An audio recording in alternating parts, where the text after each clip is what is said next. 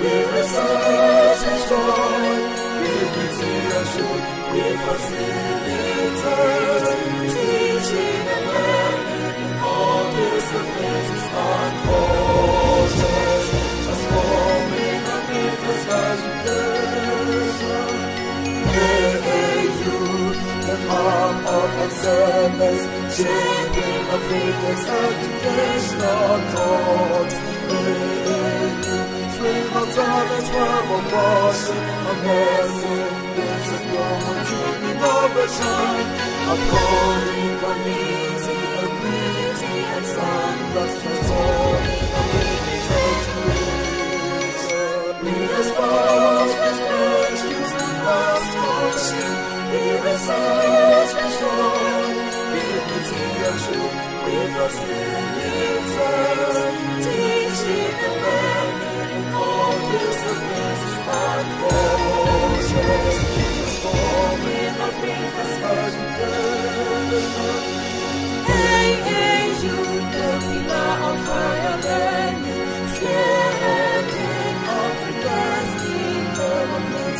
AAU, born of friendship, power, fellowship, partnership for higher education. Africa's intellectual advancement and focus to achieve African liberals.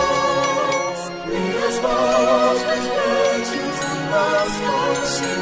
We research, we join, we unity and truth, we facilitate, teaching and learning in all disciplines and cultures, transforming Africa's education.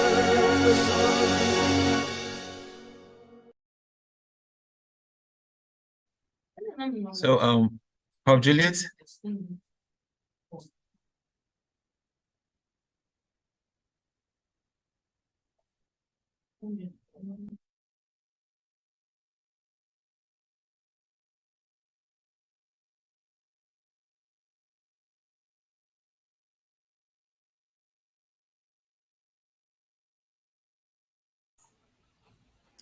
Thank you very much.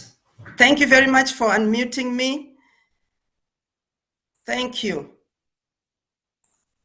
Colleagues, ladies and gentlemen, wherever you may be joining from across our beautiful globe, it is my honor this morning here in the UK to welcome you to this final session of what has been truly an amazing and riveting week, during which we have been fed with knowledge, provoked, intrigued, challenged, and educated. One comment caught my eye. Great ideas. AI has come to stay. The question is, how can African academics leverage on this innovation to improve research and quality of higher education teaching research without compromising the quality of service and observation of ethics? Colleagues, the Association of African Universities, in partnership with the University of Nottingham and the Ethical Data Initiative, has launched a groundbreaking campaign for the inclusion of ethics in AI and data science education on a global scale. In this session, we bring you a team of experts who will lead discussion on this critical subject. To kick us off, I will invite Professor Frederick Atto Amah, Director of Research and Programs at the AAU Secretariat. He will immediately be followed by our fantastic webinar moderator, Catherine Bailey. Over to you, Professor Amah. Thank you so much, Professor Juliet Tonglana, for this wonderful intro. Good day to you all everywhere you are streaming. On behalf of the Secretary General of the Association of African Universities, Professor Olushola Bandele Oyewolo, I welcome you all to this webinar and bring you warm felicitations from the Secretariat of the Association of African Universities. It is indeed heartwarming to see attendees from all over the world at this particular webinar. And we are also thrilled by the level of participation and the quality of the engagement of representatives of AAU member universities since we began this week-long celebration on Monday. Thank you very much for making the activities a resounding success. This event is a result of the collaboration between the Association of African Universities, the University of Nottingham, and the Ethical Data Initiative. The essence of the partnership is to advocate for the inclusion of data ethics in data science education on a global scale. Indeed, we have had a week-long celebration of African universities filled with stimulating and thought-provoking sessions with top-level university management, faculty, institutions, administrators, and students who have vested interest in the higher education landscape of Africa. We have also had a capacity building workshop on the roles and responsibilities of senior university management in the 21st century. Information governance, internal quality assurance mechanisms in universities, and with special emphasis on African quality rating mechanism, project management, data ecosystem and digital skills, digital transformation, leadership skills and management, and professional development. All of these are taking place this past week. Our generation has undergone a digital transformation. Data, we know, facilitates improved decision-making and problem-solving. And the digital revolution has changed our way of life and provided solutions for a host of problems. But it has also raised a number of issues and problems that concern everyone. For instance, what frameworks and governance regulations are required to ensure that digital technology and opportunities are accessible to all and that no one monopolizes the foregoing? How can we ensure that appropriate governance frameworks are in place to instill values throughout all data ecosystems? These are pertinent issues. Today is the last day, and this online session promises to be equally fascinating. We will dwell on AI and data ethics and consider the ethical dilemmas associated with data and AI. These dilemmas include lack of transparency of AI tools in relation to AI decisions not always being intelligible to humans, the fact that AI is not neutral, and we know that AI-based decisions are susceptible to inaccuracies, discriminatory outcomes, and embedded or inserted bias, issues about surveillance practices for data gathering and privacy of court users, and new concerns for fairness and risk for human rights and other fundamental values. These are some of the issues that we believe will be discussed in the session today. We all know that open data does not equal fair data. Data can be open and still be unfair. By the same token, we can assert that open AI does not equal fair AI. For instance, in the context of generative AI, specific issues have come to the fore. Issues relating to distribution of harmful content, copyright and legal exposure, data privacy violations, sensitive information disclosure, amplification of existing bias, workforce roles and morale, data provenance, that is data lineage or chain of custody of data or data trajectory, as well as lack of explainability and interpretability of the data. In fact, we talk about correlations rather than causality. All of these issues are pertinent. And today, we hope that this webinar will cover some of the foregoing issues and bring conceptual clarity to bear on the debate when it comes to AI. For this reason, we are looking forward to a very engaging session to climax the week-long commemoration of the 56th Africa University Day celebration. Ladies and gentlemen, on behalf of the Secretary General of the Association of African Universities, I say Akwaba, bienvenue, Karibuni, welcome. Please, let the excitement begin. Asantini, thank you all.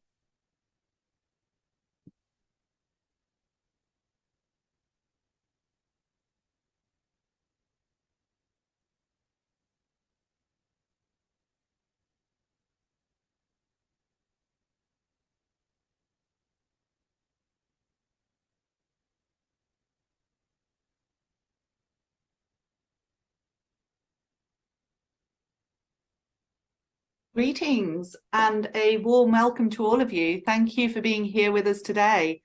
My name is Catherine Bailey and I am Director of Communications, Policy and Partnerships at the Ethical Data Initiative, and I will be your moderator for today's discussion.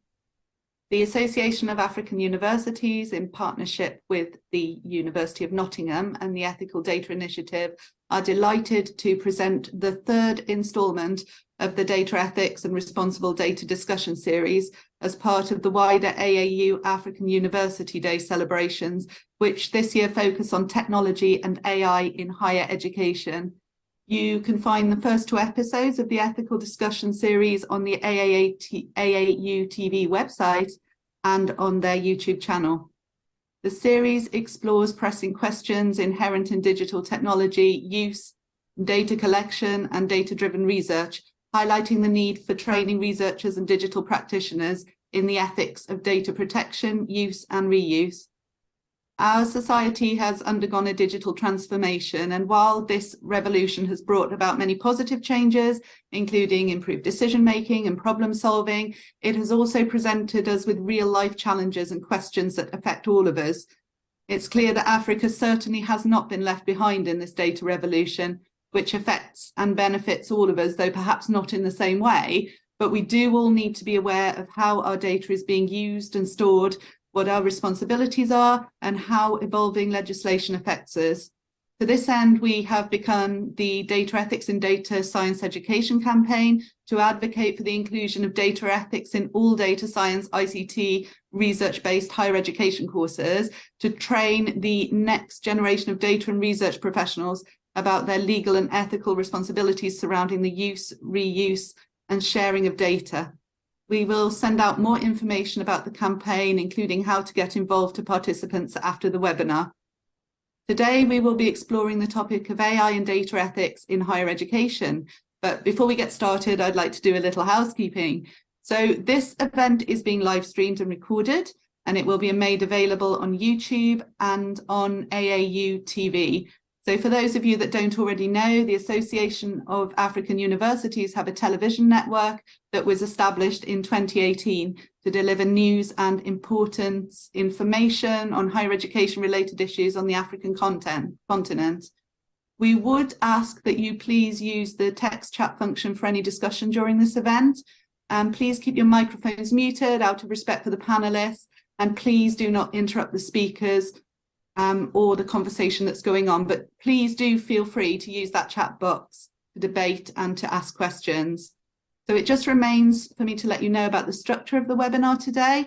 After the introduction, we will move on to the main panel discussion. Then at the end, we'll have a question and answer session from the audience, during which we will endeavour to put as many of your questions to the panel as time permits. So please make full use of that chat function to add to the debate and put forward your questions to the panel. We'll encourage you to be as interactive as possible. So if everyone is happy, we'll dive into today's topic. This year's Africa Universities Day theme is Artificial Intelligence in African Higher Education Institutions. And with the increasing pace of technological development and the growing cross-sectoral importance of AI and data, this year's topic fittingly centres around how these developments, for example, IoT technologies, virtual reality and language processing, impact all aspects of university life. from teaching and learning to research, collaboration, and administrative functions. Today, we will explore together how the exponential rise in technological development has impacted the education sector and the ethical considerations that need to be taken into account as a result. The panel of experts will consider the role of AI and other emerging and quickly developing technologies in higher education and research, and what challenges this raises for policymakers, educators, researchers and students, including the importance of introducing ethics learning in education generally. We are really lucky to have a very impressive panel of experts participating in today's debate. So if our panelists can start unmuting and turning their microphones on, I'll proceed with a quick round of introductions before we begin our questions. We have with us today Bernd Stahl. Professor Stahl is a professor of critical research in technology at the School of Computer Science of the University of Nottingham. His interests cover philosophical issues arising from the intersections of business, technology, and information. This includes ethical questions of current and emerging information and communication technologies, critical approaches to information systems, and issues related to responsible research and innovation, or RRI. Damien Eke also joins us today, and Professor Eke is a transitional assistant professor at the School of Computer Science, University of Nottingham. His work centres on critical philosophical issues around technology, data and society, including but not limited to responsible data governance, ethics of emerging technologies, responsible innovation, and information and communication technology for development. He has special interests in responsible innovation and in and for African societies. Deborah Kanubala is the organizer of the Women in Machine Learning and Data Science for Ghana and the co-founder of the Women Promoting Science to the Younger Generation. Dr. Kanubala is a researcher at Saarland University in Germany, developing ethical machine learning models.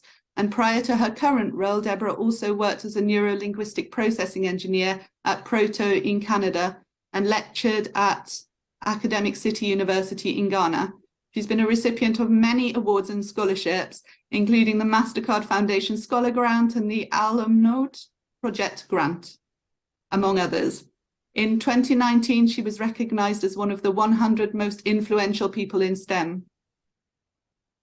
Emma Rutkamp-Blum, last but not least, is the head of the Department of Philosophy at the University of Pretoria and is leading the AI ethics group at the South African Centre for AI Research. Professor Rutkamp-Blum also chairs the Southern African Conference on AI Research. She is the current chairperson of the UNESCO World Commission on the Ethics of Scientific Knowledge and Technology, and she led the expert group that prepared the 2021 draft UNESCO recommendation on the ethics of AI. Among her many public and private sector high-level advisory roles, Emma is also a member of the newly convened UN Secretary General's AI Advisory Body. So we will now, if our panel are all unmuted with their videos on, we will proceed to the first questions. So for the first question, I will call on Professor Stahl, Bernd Stahl, to kick this off. And we will also go to Deborah Kanubala and to Damien Eke as well. So first of all, Professor Stahl, are you there? Yeah, I'm here. Fantastic. So our first question for today is, what are the main roles of AI in higher education? And how do we harness opportunities and manage arising challenges? Okay, so this is a good question to start the debate because it's very broad. It's also a very difficult one to answer, not least because there are potentially, as a whole, is still, societies worldwide are still struggling with the question of how best to address this. How can we safeguard the benefits and how can we address the disadvantages? And well, I think today's discussion is hopefully going to help us somewhere in that direction. I don't think we're going to find any final solutions or final answers to them right now. And I think I'll stop here. And that was my attempt to open the space of debate for today. Excellent. Thank you very much. So Professor Stahler's opened by saying that there are a lot of challenges, but also a lot of opportunities there. So I'd like to ask Deborah Kanubala, if you're unmuted, could you please add to that? Okay, all right. So first of all, I want to say thank you very much for the invitation to add my voice to this very important discussion. I think that the field of AI, we have all agreed that it's transforming several industries, but of course still poses a lot of challenges or risks to different sectors. And so I think having discussions like this to discuss how the AI in itself is going to impact the higher education, which is one of the very most important sectors in the world, I think it's pretty much very important.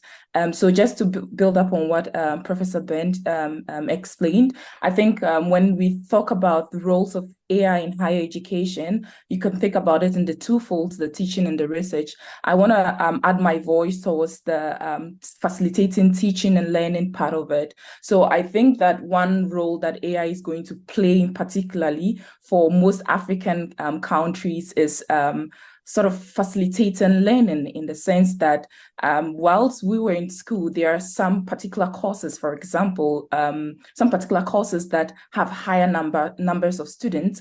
And most often you find lecturers having to deal with full rooms of students, and the students to teach lecturer ratio is already very low in that sense. And sometimes others even struggle to even get seats to sit in the classrooms.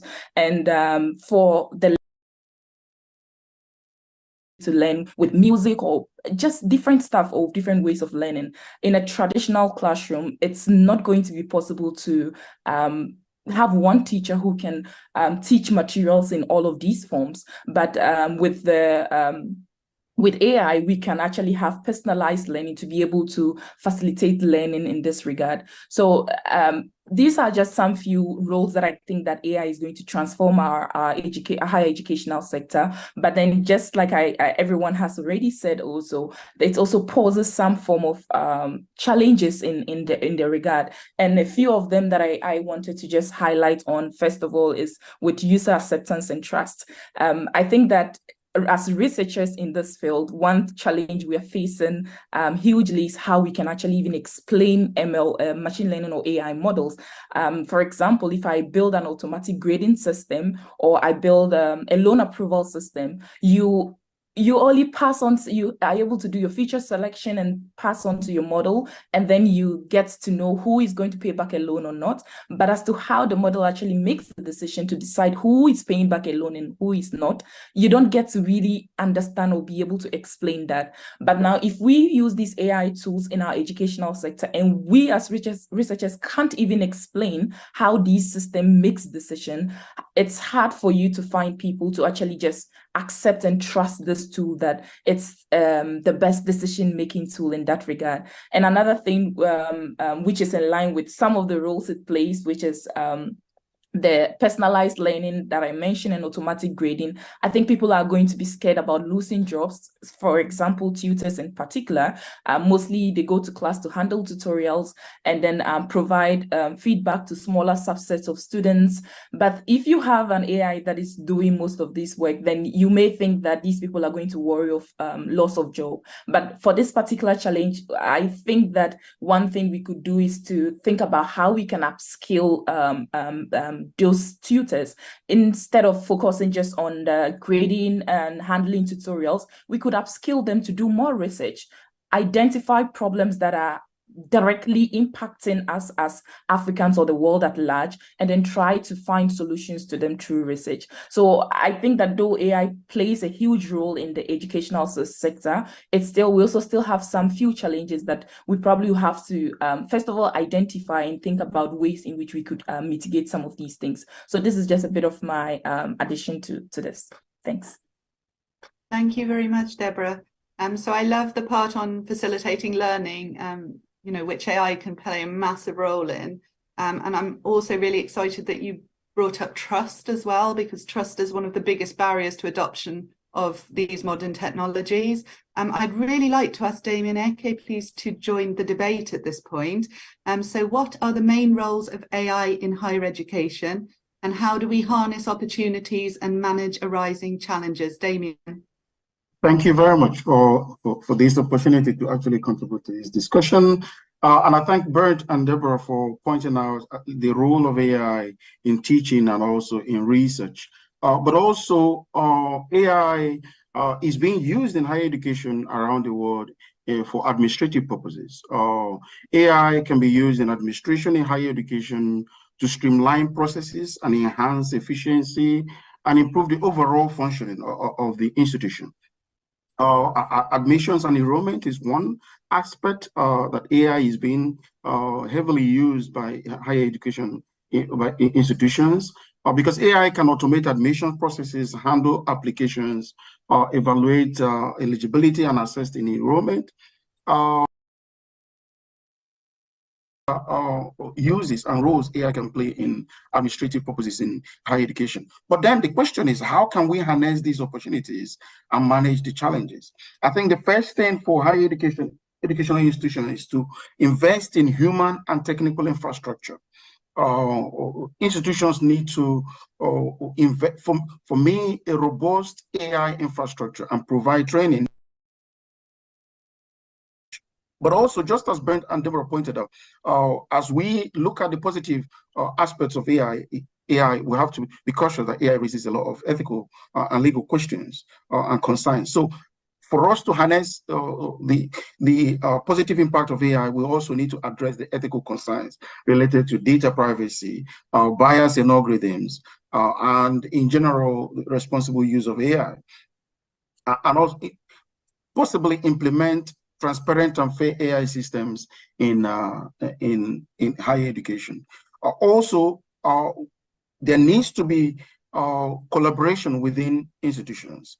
Higher education institutions need to foster collaboration between educators, technologists, innovators, and policymakers to ensure that there are holistic approaches or policies that can help to implement AI in education. And then to also harness that, institutions need to be a little bit flexible. You need to listen to the times and actually be encourage students and also staff to get feedback and to continually improve and implement AI applications in higher education. Thank you. Thank you very much, Damien. And I do like that you sort of bringing up addressing these many ethical concerns, in fact, as a way to sort of bridge that gap and to build the trust. We've got a few interesting questions in the chat that I might just insert one of them at this point. So there has been a few mentions policies to account for the rise of generative text technologies such as ChatGPT. And there's quite a lot of questions around ChatGPT. For example, if a student were to use ChatGPT, does it, in your opinion, does that mean plagiarism?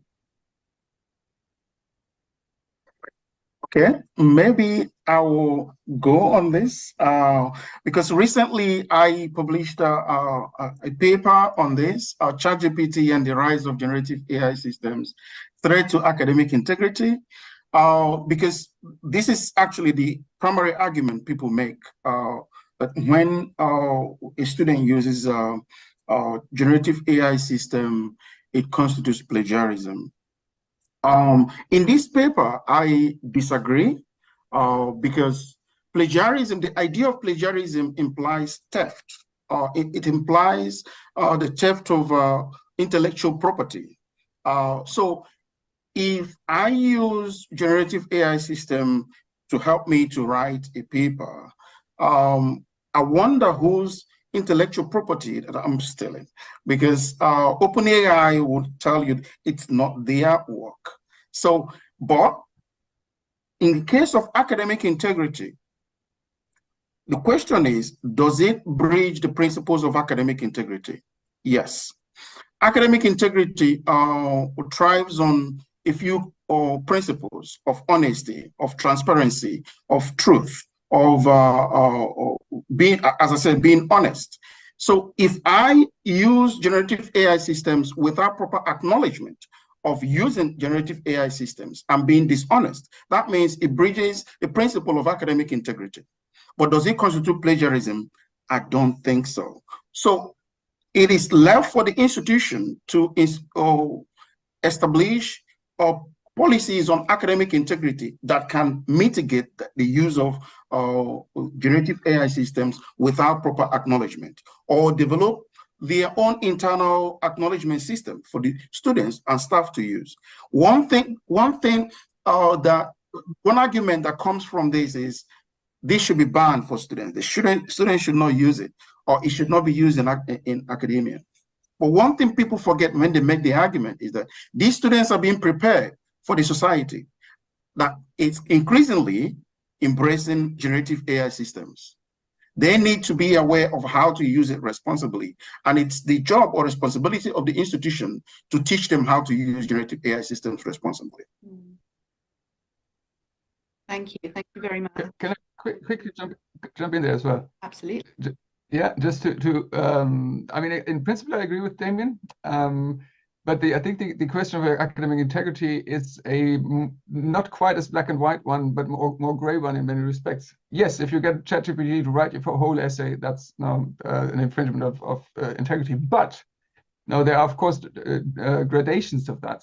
So if you use ChatGPT to reflect on possible essay titles, is that a bad thing? And then you pick one, not so bad, right? If you use it to improve the quality of your writing, if you use it to help you ensure that your grammar and spelling is okay, is that a problem? Well, not so sure. The point I'm trying to make is that between the black and the white, there are lots of shades of gray. And I think that's really where it gets interesting. And that's, I think, where higher education institutions have an opportunity to be creative, to come up with good ways of helping students to think through those questions. And I fully agree with Damien as well that this really is something that they universities need to do with a view to what happens after university. So students are prepared for the world out there. How does the world out there use these technologies? And I think that needs to inform how we think about them in the higher education context as well. Fantastic, thank you. And I can see that Professor Roetkamp-Blom has unmuted herself, and I'd really like to hear what she has to say on this as well.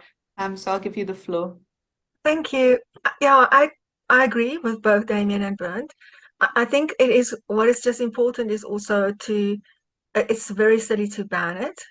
But what is important is when we say students must acknowledge the use of generative AI in their essays, I mean, you can't have it write your whole essay and just acknowledge it. Then, so there is, as Bernd said, I think it is also important to understand different uses of it.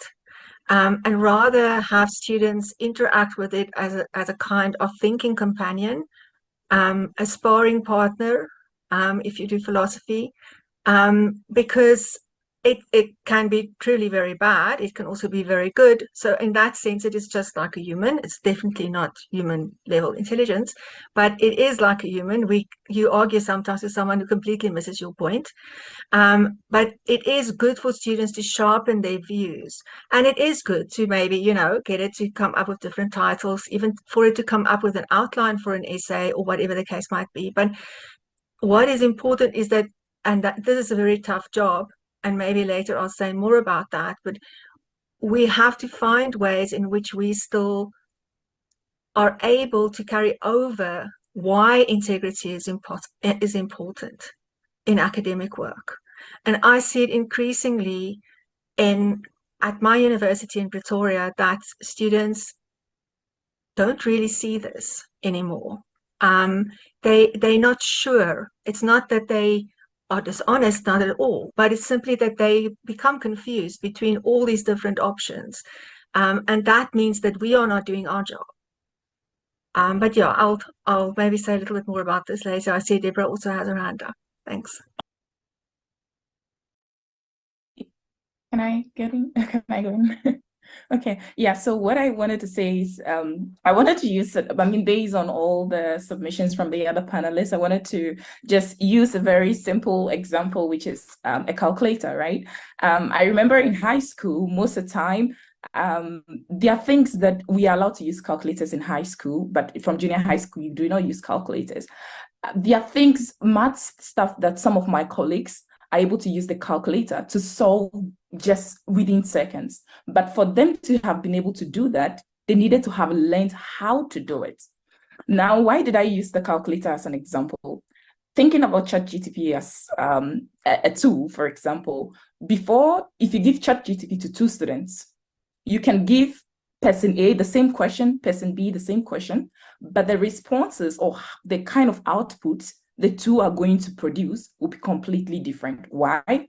Because the prompts that you give to ChatGPT, and then based on the output you get, you need to understand the output it gives to you, because ChatGPT hallucinates. So you need to be able to, first of all, understand the output it gives to you, first understand the prompt, understand the output, and then fine-tune it to suit your own purpose. So at the end of it, I'm not sure that ChatGPT or any generative AI should necessarily be banned per se, but then students would need to learn how to use this tool to their own benefit. But then coming back again to the concept of whether just not referencing output from ChatGPT is plagiarism or not, I'm not going to highlight particularly on the output, but thinking about how ChatGPT is trained. ChatGPT on its own cannot give you any outputs. Why am I saying this? How it learns is that they produce different texts from writers, researchers, and fed it into the system, and it learns to generate similar patterns of text. And there've been this very heated argument about how artisans' works have been passed to AI systems, and then you can just go on an AI and say, okay, I want a picture drawn by this arts person, and then it gives it to you. Now the concern is that the integrity or the works of those people have sort of been stolen and fed into these AI systems, and then they learn or fit on this and then reproduce similar things to that. So what do we have to say about it? Do we need to just say that, okay, the works of, let's say, an art person or a writer is no longer necessary because a ChatGPT can give me similar thing? But ChatGPT is not giving it to you based from its own. It's given to you based from learning from these people. And that's where sometimes it becomes very dicey, because now you are learning from historical information of these people, which is their own work. They need to think and write these things and make them publicly available. And then you'd use that as your training data. And so I think we would come back to this on this data governance and how you get access to data and all of that. So for me, my main concern with ChatGPT and other generative AI is, when it comes to plagiarism, is taking works of other people and fitting it to these systems, and they trying to replicate the same thing. That is questionable, and that is a source of concern. Thank you very much. So I'll just read out a couple of the comments here from the chat, and then we'll move on to the next set question that we have for today, so that we're sort of spreading the discussion over different topics. There's a comment here in the chat that OpenAI have apparently recently launched GPT Store, if anybody wanted to have a look at that. And also from Sharon Ainsworth, the concern that students with more money may be able to have more avenues then to buy better outcomes at universities. And that would certainly be a concern with the rise in these technologies. So on to the next question. What relevant policies can have an impact on the use of AI in higher education? And I'd like to start off with Damien, if that's okay. Yes, that's absolutely fine. So there are many policies that can have significant impact on the use of AI in higher education. These policies should be tailored in such a way that they can promote the design, development, and deployment of AI systems, but while at the same time ensuring that there are robust considerations of ethical and legal and sociocultural, often sociocultural issues. One is data management and governance policy, including privacy and data protection policies. This can ensure compliance with data protection regulations within the country to safeguard both students and the university research data and also their personal data, to establish clear guidelines on the collection, the storage, the sharing, and the use of data within AI systems, which is not often captured in data protection regulations in Africa, because I've studied some of them. These policies can also address the issues of ownership and control of the data to mitigate against what people now call data colonialism, particularly in collaborative projects. Why this is important is because many universities from outside of Africa, from the global north, would like to collaborate with African universities, but oftentimes the collaboration agreement is skewed in such a way that data sets are often owned by or controlled by universities outside of Africa, which can constitute data colonialism. And if because the ownership and control of data within AI, it's very critical because it shifts the balance of power. So it is important to have policies that can help you to control and own the data sets within institutions. Another policy that will be important for higher education will be providing ethical guidelines and codes of conduct, including policy on academic integrity, which we've just talked about, to develop and enforce ethical guidelines for responsible use of AI in education, establish codes of conduct that address issues such as bias, transparency, and accountability in the design, development, and use of AI systems. Most people think that AI systems are not being developed in Africa. There are so many universities actually developing, designing, and developing AI systems. There should be policies, at least establishing codes of conduct for ethical or design and development of AI systems. Also, within higher education, there should be policies on access, where funds are permitted. Universities in Africa and yet elsewhere should implement policies to ensure that AI applications in education are accessible to all students, including those with disability, addressing disparities in access and AI-based educational tools is very critical in higher education, at least to ensure equitable and inclusive environment. And also, there should be, critically, there should be professional development policies. African students, as I said earlier, are being prepared for a society increasingly embracing AI systems. They need to be ready for this AI-driven society. However, people who are supposed to prepare them, oftentimes within the universities, do not have the knowledge and expertise to do so. So therefore, the universities should implement or establish policies to focus on providing training and professional development opportunities for lecturers and staff to enhance their AI literacy and integration skills, and also support ongoing learning to keep educators or staff abreast with the evolving ecosystem of AI technology. And also, maybe the last point, so that I can pass on this, is policies on collaboration and open standards. Policies that can encourage collaboration between educational institutions, between departments within the same educational institution, between industry stakeholders and government agencies to ensure resources, expertise, and best practices are upheld. And collaboration is often the key here. For instance, a biomedical faculty that needs to integrate data science within their curriculum needs to collaborate with computer science department, where they can get people to teach on those courses. So let us not work in silos. That's the point here. But have policies that can bring people together within departments to implement systems for the design and deployment of AI systems. And also, this involves the policies that can promote open standards and open science in AI applications, particularly to promote interoperability and to prevent vendor lock-in sometimes. Thank you very much, Damien. I'm going to take, before we open this to the other panelists, I'm going to take this opportunity because I know that you've done a lot of work in the area, and you touched on the on concerns around data colonialism.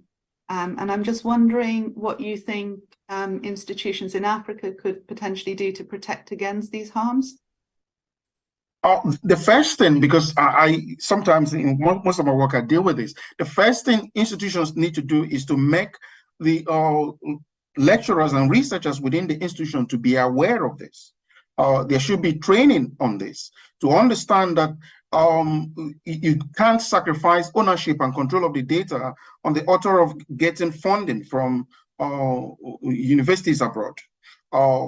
Always be careful to being right agreements or collaborative contracts that will preserve the ownership and control of the data, that will put it in your hands rather than give it out. That's one thing. And then have policies around that. Training and policies, I think that would be very important for universities. Wonderful, thank you. So I'd like to open this to the rest of the panel. Question. You're on mute, Damien.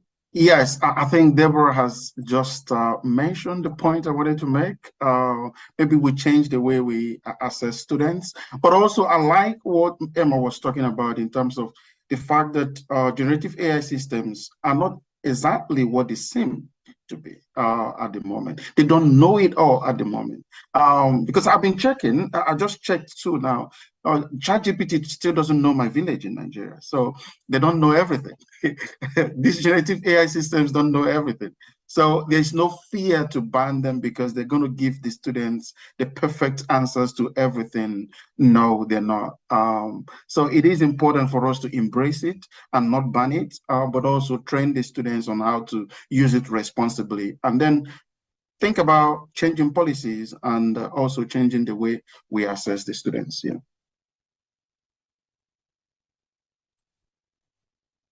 Thank you very much. So there's been a few questions that have come up both in the Q&A and in the chat around infrastructure in Africa, perhaps, and Damien, you just touched on it there, perhaps not being as strong as other world regions. And, you know, there's sort of questions around what could be done to perhaps strengthen that infrastructure and perhaps sort of change things.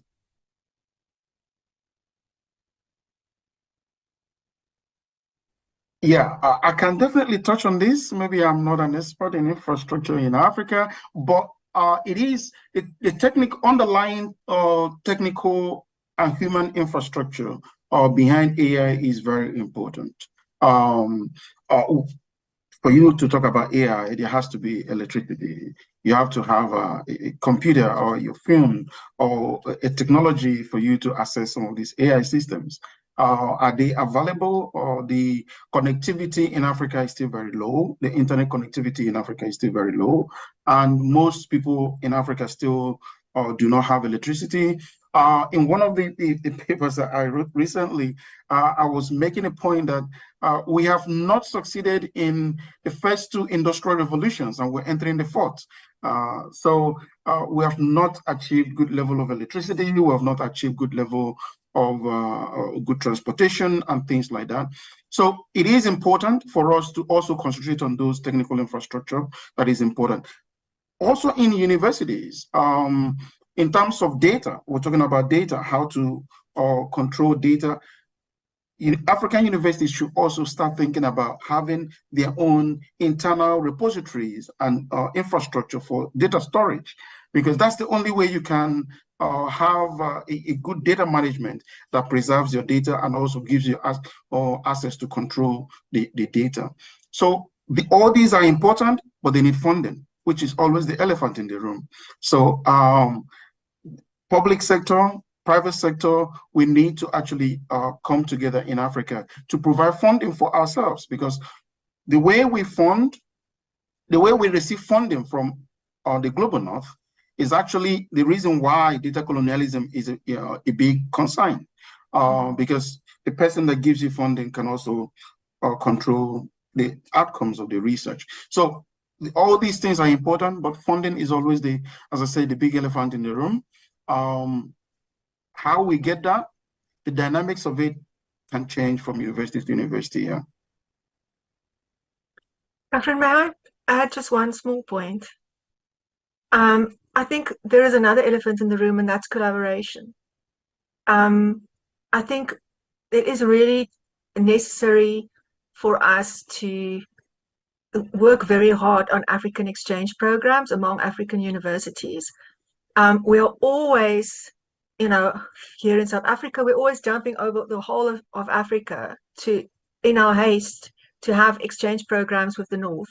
We should build exchange programs with each other so that we can help each other. So that if there is a university, like in South Africa, Wits University will have a quantum computing capability very soon, if it doesn't already. So in terms of infrastructure, we need to help each other, and we need to have visiting programs. But there is also, as you know, I mean, this is not this it can become an issue.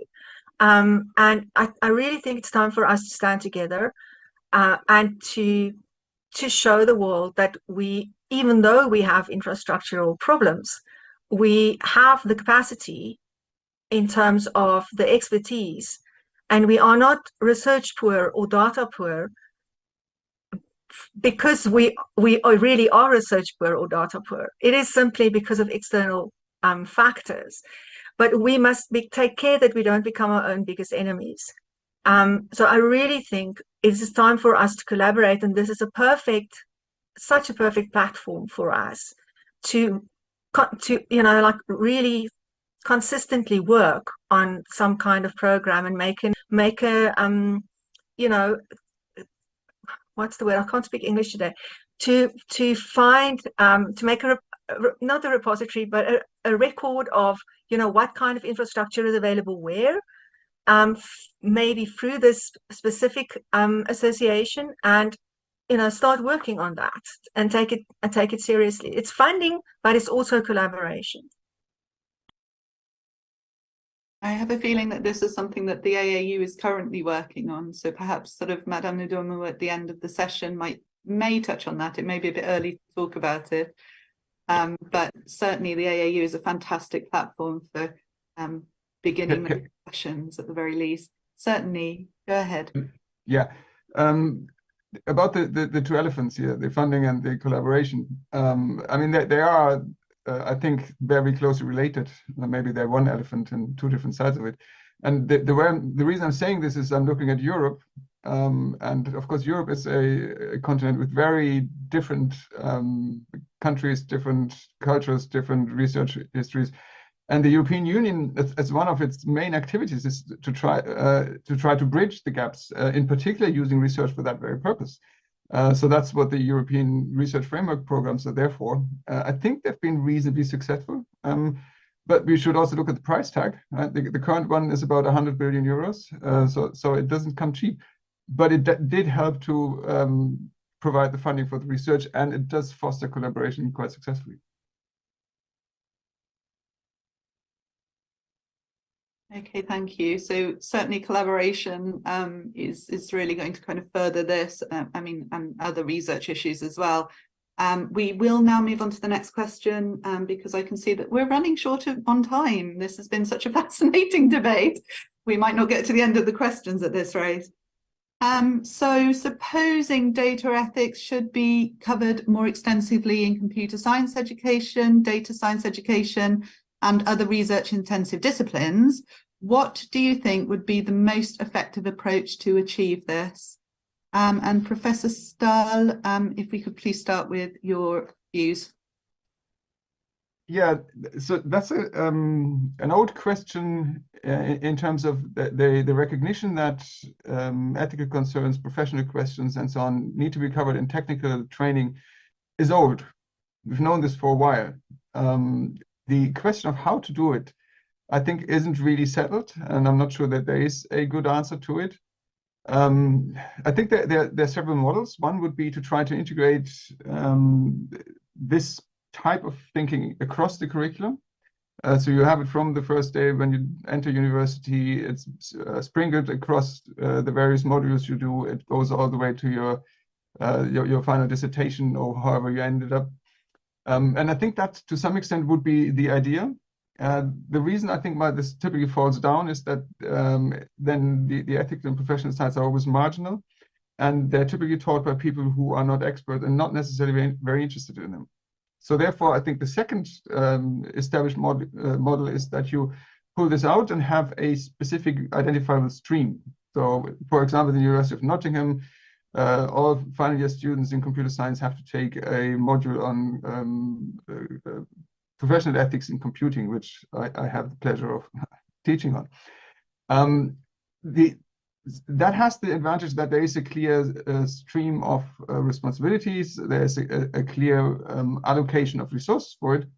But it also has the disadvantage that it sets the ethical professional side apart from the technical development. That debate is as old as at least as old as my experience of higher education, which is a few decades now. I don't think it's settled. I don't think that there is a clear answer to that, but I do think that struggling between those two, and maybe there are better models that I haven't come across yet. But at least those two are well established. I think what universities have to do is that they have to find ways that work for them, that work for the staff they have, that work for the students they have, and that work for the ambitions and strategies they have. I think I'll leave it here. Thank you very much. So these subjects are already being covered, but perhaps not extensively enough. I guess this is sort of the message that's coming from that. Deborah, would you please like to weigh in? Yes, sure. I think when it comes to a most effective approach to achieve this, first of all, I should say that there probably would not be a one best approach for teaching AI ethics, but I think it would encompass a mix of different approaches. And because when it comes to AI ethics in particular, we are dealing with diversity is like really essential in this regard. So we want to think about teaching in a way that you are able to pass on the requisite information to learners. But I think there've also been a number of works that have actually focused solely on teaching methodologies, how they can actually facilitate learning. And I think when we are teaching AI ethics, we can think about it that we are teaching to two different groups of people who would be users of AI and developers of AI. Whatever it is, whether you are the student is going to be a developer of AI or a user of AI, they learning about AI ethics is important. And I think we can adapt some of the research works that have been focused on teaching methodologies. A few of them I think that I saw a paper that actually highlights some of these teaching methodologies. And one of them I think that could also be very useful would be this methodology they describe as a social reform perspective. So it's more like aiming at bringing about social change. So you involve activities with learners from diverse communities, and then encouraging them to take more of critical stance and encouraging them to watch documentaries and discuss in their own context. I think a good example of this is this Coded Bias movie on Netflix, that what is like, I think it's a great source for students to actually learn about algorithmic bias and really think about how or what is the ethical issues related to it and how they can deal with it. Another approach we can think about is what they describe as a developmental approach, which is proposing more of a growth mindset of the learner. So most learners are able to learn much if the content that you're delivering is in line with their own understanding of issues around them, right? So, I mean, in the African context, I think something that holds dear to us is like religion, right? You could somewhat, with teaching AI ethics, you bring in how they think about it in a religious view. Do you think that if you have to give a loan to two people, and one comes from one ethnic group and another comes from another ethnic group, how are you going to deal with it? And then allowing them to actually think through this process when they're even working with practical projects. If they are building a model using a data set, you encourage them to think about the ethical issues that they think can arise with what they are doing. So whatever activity they are doing, you allow them to develop this approach themselves. So I think that we can focus our attention on adapting some teaching methodologies that have worked in the past, and then try to see how this can fit into the AI ethics curriculum and teaching AI ethics in general. Yeah.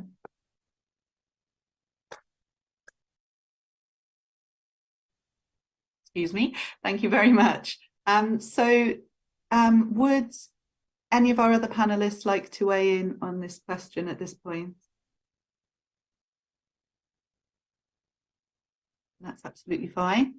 I'm going to throw in a question from the question and answers here. And I know that Professor Stahl is doing some work in this area. There is a participant that would like to know how AI is being used and can be used in healthcare. So I don't know if you could maybe just touch briefly on some of the main innovations of AI use in healthcare and the risks. Well, that's a big topic. There are many different applications. I think you can observe research on AI in diagnostics. That's things like recognition, image recognition of, I don't know, pathological slides and so on, so recognition of cancer. I think there are then also attempts to bring various types of data streams together to find new ways of identifying diseases. You have big data analytics of huge disparate types of data. So for example, you bring together lifestyle data with fMRI data with health trackers and try to see whether new insights come from that. So that's one of those examples of big data type of research that AI makes possible. But you also have work around improvements of processes of whole healthcare workflows. So it's a huge field. I mean, there's enormous amount of work being done in that. Thank you, but thank you for giving us a quick walk through all the same. So on to the final question, and then if we have time, we might pick up on a few more audience questions at that point. What challenges do African universities particularly face in integrating data ethics into the curriculum? And I might start with Professor Eke. Yes. There are so many challenges universities face in the attempt to integrate data ethics into the curriculum. One is lack of awareness, because data ethics is a relatively new field. And many people within universities are not still aware of how to integrate this into the curriculum. So there needs to be training, as we have pointed out earlier on, but also another critical challenge is limited resources for the course. African universities are still underfunded, and I know many people will like me saying this. And many universities in Africa face resource constraints, which make it a bit difficult to develop and implement new courses. And also, there is lack of relevant local context in data ethics at the moment, because the global discussion on data ethics is still dominated by examples or use cases from the global north. So African universities need to develop and tailor the curriculum to address some ethical issues specific to the African context, which it's not, you can't find easily at the moment. So that is a challenge. And Emma will agree with me here that at the global level, epistemic injustice is still real, where our narratives, African narratives and values and principles and context within the AI ecosystem is still neglected and often forgotten. So in developing data ethics or AI ethics curriculum within African universities, we need to develop specific use cases that can speak to our context, and which are not there at the moment. And most often, African university curricula are already packed, and lecturers are still stuck in their ways, which is true.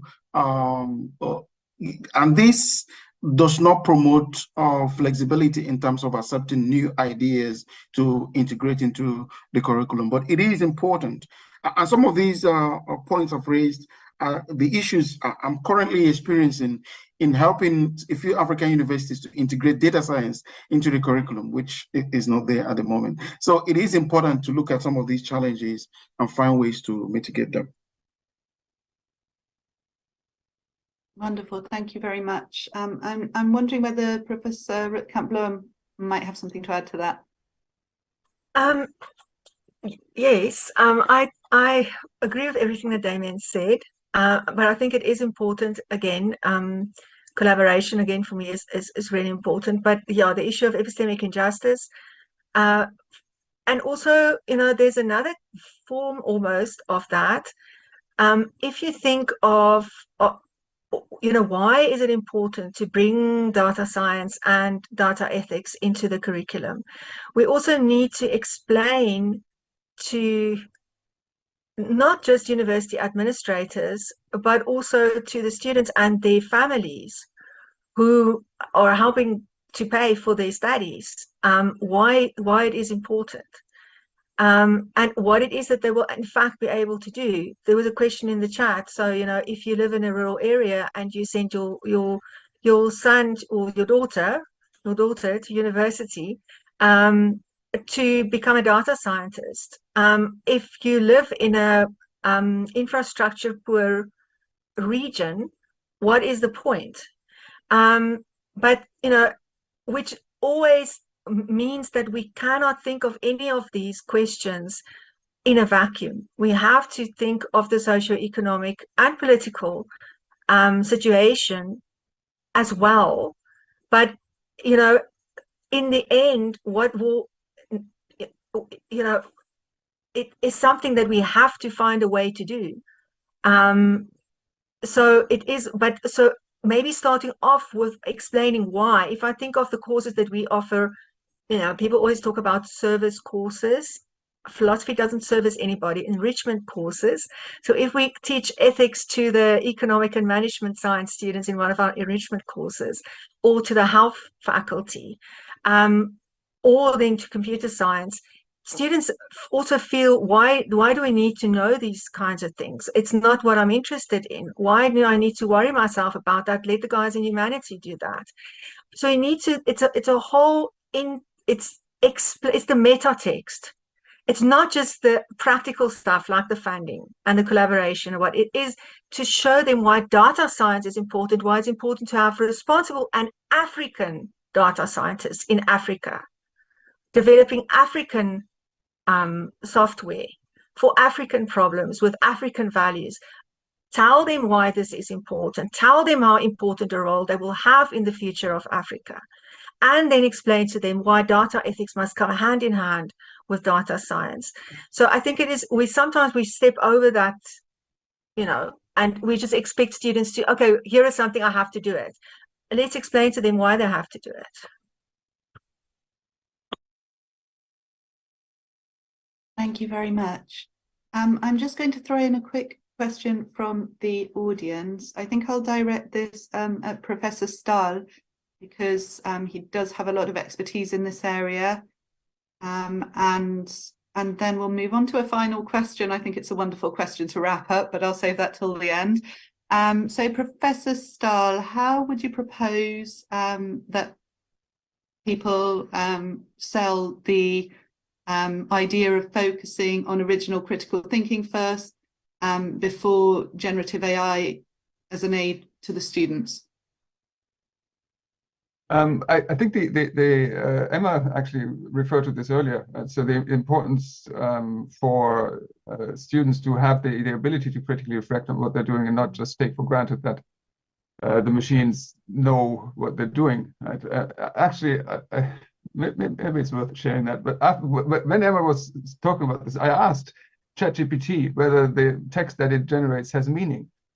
And ChatGPT said, yes. It does have meaning, but it has said very clearly that it doesn't understand. It has no consciousness, but the meaning can be in the context. And I think that's not too bad an answer for somebody who has no consciousness. But the point here really is that with regards to this question, students need to understand the limitations of the technology they're working with. And they need to be able to assess what they're seeing and have the background to be able to also identify the limitations, right? And therefore, I think it is utterly essential that students do get these insights, in particular now where ChatGPT, while it has no consciousness, it certainly does appear like it might have one, right? So it's in a position to produce text which to me is meaningful. And playing with this, where does meaning sit? And does it sit in the originator of a text? Does it sit in the recipient? Big old philosophical questions that typically computer science students, for example, are never exposed to at all. I think these are important, even though it does raise the challenge that students do on occasion come back, as Emma also rightly said, that why am I doing this? I want to be a computer scientist. And I think we need to convey the message that it is important for them as computer scientists, not just as African computer scientists, but also as computer scientists in the UK, that they understand what the limitations are. And I think that there's a question of, or a component of maturity, of worldview. Some computer science students love to engage with this sort of stuff, others don't, and I think we need to engage with ones who don't and make sure that they have at least been offered the opportunity to critically reflect on what they're doing, and we do our best to encourage them. We can't force them, but I think we can give our best. Thank you very much. Professor Rutkamp-Blom, I can see that you've unmuted yourself. Please. I just want to add to that. I think if we can explain to them well enough what this kind of technology is and how it works, so that they understand that it's not foolproof and they understand how it comes up with what text that it's generating, we will not. It will, we can divert the responsibility that is suddenly put on us to convince students to have integrity, to convince students to be willing to still reflect critically on what they're doing. And it's because they are told here is something that can take over some of your hardest tasks, like writing an essay in the humanities, that we now suddenly face with convincing them that they still have a role to play. But if they understand the technology is assistive, it is not supposed to take the place of their own thinking. Then that we kind of what's the word? We de-weaponize. I can't speak English today. We take away the sting from that, or the burden of proving to them that convincing them that they still have to do something themselves. And the other thing is, they must believe in their own abilities. There are so many students who don't believe that they can do things on their own. They have to believe we have to work on that as well. They have to have confidence in their own cognitive abilities.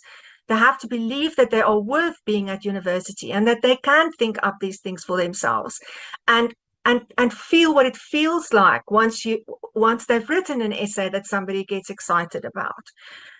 So I think it's not, there isn't a recipe in which to do this.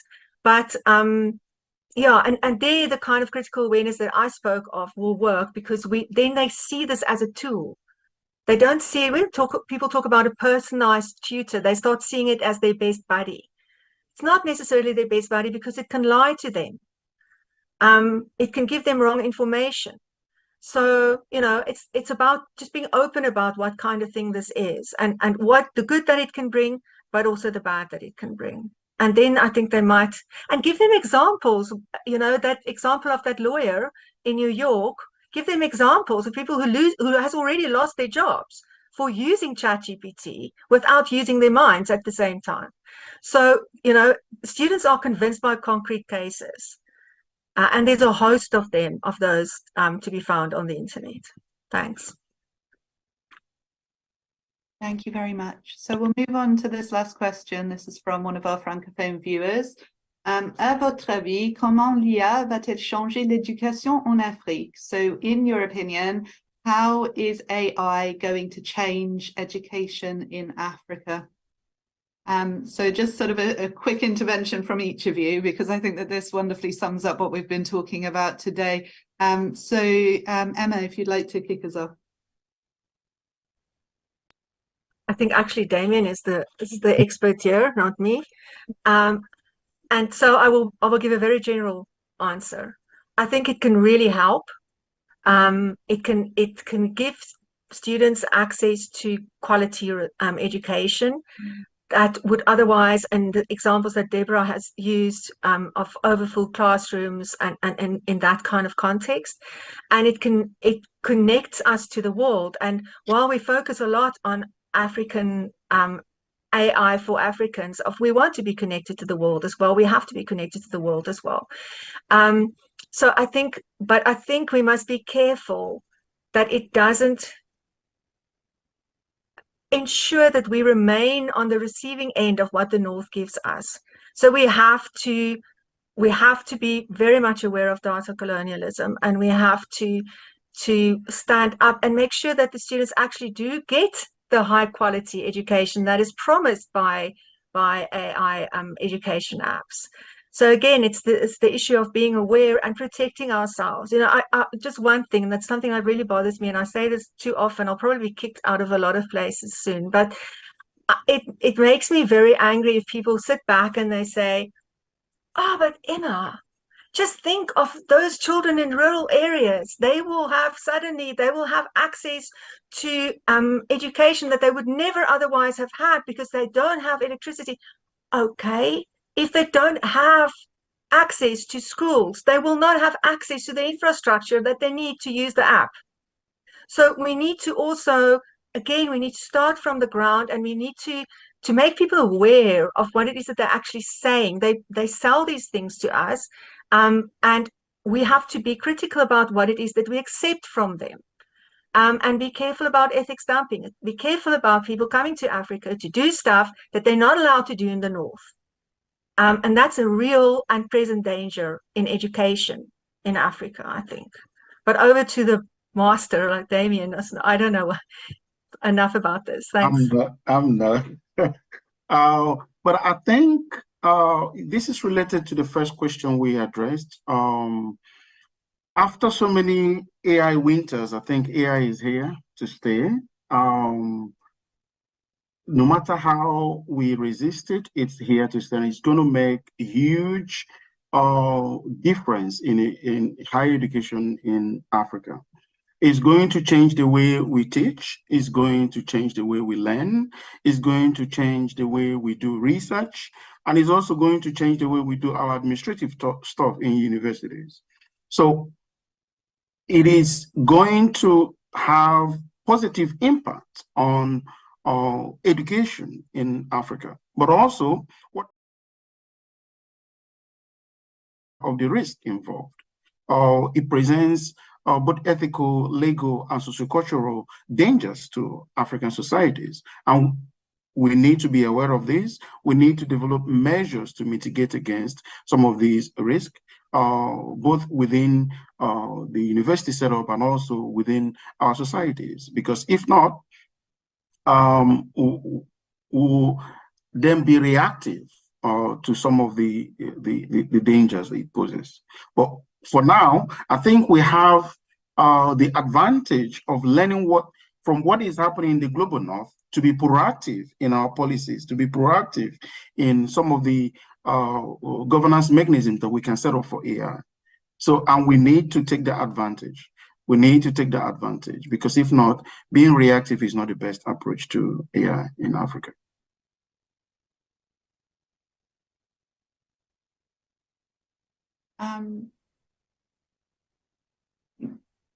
Dr. Kanabala, do you have anything to add to that? Yeah, okay. Yeah, so I just wanted to say that I do agree with so far all what the other panelists have said about AI. I think we've all agreed that it offers a number of benefits and ranging from the personalized learning to automatic gradings, etc.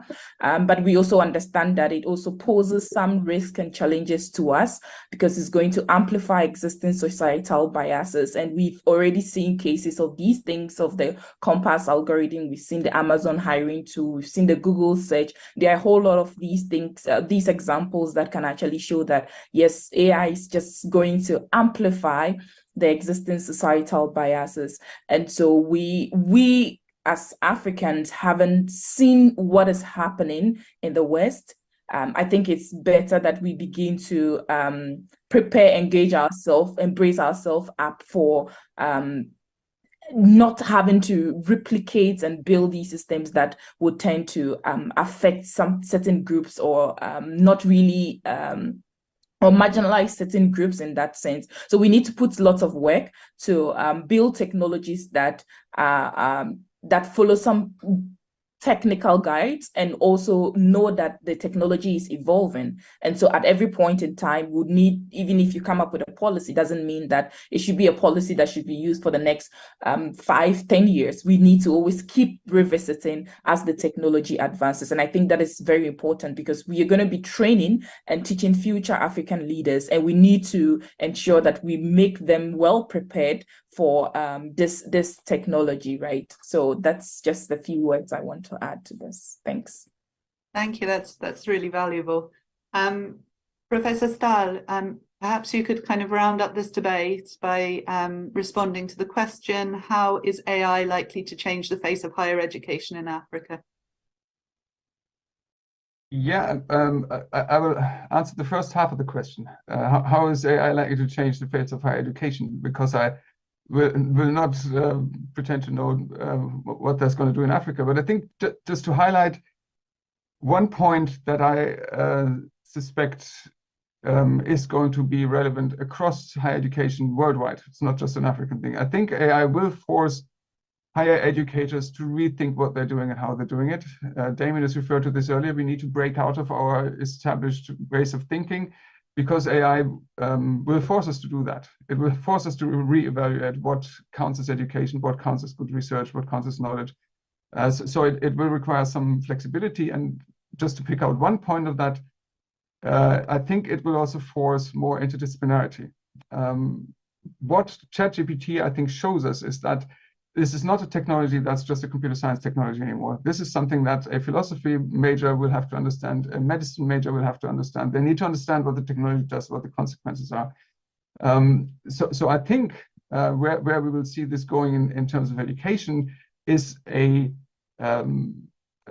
order for graduates to be successful and to be able to face the challenges that the new technical environment poses worldwide in any or pretty much any employment situation, is that they have to get out of the disciplinary silos. We have to think more broadly, and that will have to start with education. So I think we'll see computer scientists will have to be more open to social sciences, to arts and humanities, and vice versa. And that will be to a significant extent driven by the capabilities that AI and other emerging technologies have, and that we as educators have to take seriously. Thank you very much. So thank you all for an absolutely fascinating debate there. Taking up what Professor Frédéric Armand said at the beginning of this session, the digital revolution has certainly changed our way of life, and it looks like it's definitely changing processes and procedures and life generally in universities in Africa and across the world. And so we've seen how AI can help in data analysis, in student services, budgeting, human resources, and facilitating learning. But we've also touched here on the many challenges that are inherent in AI and modern technologies. So issues such as trust, investment in technical infrastructure, plagiarism, and just infrastructure in general. So we really need to understand the limitations of these technologies, as Professor Staal has quite rightly said, in order to see how we can move forward. It's also thrown up very many questions and points. So why is integrity important in academic work, for example? Concerns around data colonialism and perpetuating harms, and what intelligence in AI actually does mean.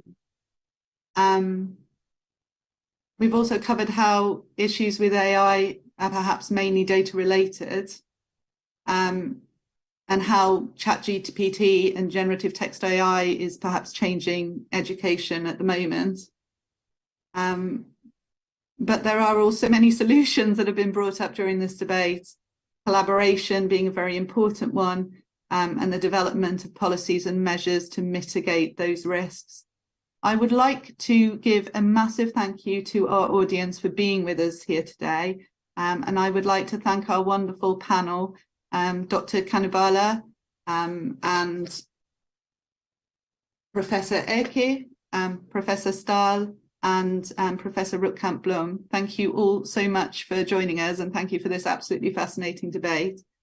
And thank you to everyone who helped behind the scenes here in organising and facilitating this event, especially to Professor Juliette Thondlana from Nottingham University, and to Ransford Beoki, Agiman Okieri, and Nadomu Dlamini from the Association of African Universities. I would also like to apologise for all the audience members who didn't get their questions answered today. There was a fantastic debate there going on in the chat and some absolutely wonderful questions. And thank you all for your contributions. We will be in touch soon with more information. But right now, before everybody goes, please do not, I would like to pass over to Madame Nadomu Dlamini to give a short address from the African Association of Universities to close the African Universities Day celebrations. Madame Dlamini, if you are there. Yes, I am. Thank you very much, Catherine, for such an exciting conversation. I think we are ending this week on a very high note. From our side, as the Association of African Universities, I think we have achieved the goals that we had set for this week in terms of bringing to the forefront the discussion of artificial intelligence in African higher education, and making sure that we engage our stakeholders so that they also participate in the ongoing debates and discussions about AI. I think throughout this week we have learned that there are many questions, many opportunities. Academic integrity, I think, came out very highly as important for our institutions, that we need to redefine it, re-emphasize it in the midst of the AI revolution. And today, of course, I think the issues around ownership and control of data are critical, and that we need to guard against digital colonization, data colonization, and understand that sustainable AI is really responsible AI. And for us as the association, it remains critical that African governments fund ICT infrastructure and make sure that that infrastructure goes beyond the institutions and communities in towns, but actually reaches the most remote villages, so that then they become part and parcel of what is happening. We also got some cautions around the need to pull back and do proper reframing of what AI means for Africa. We must continue nurturing innovations and the required infrastructure, because AI is computational intensive, is also data intensive. And I think as the association, we were also trying to go beyond the noise and really understand what AI means for us as African higher education institutions. So we need to reduce the overexcitement and consider aligning AI systems to human values. And I think students are at the center of what we are talking about.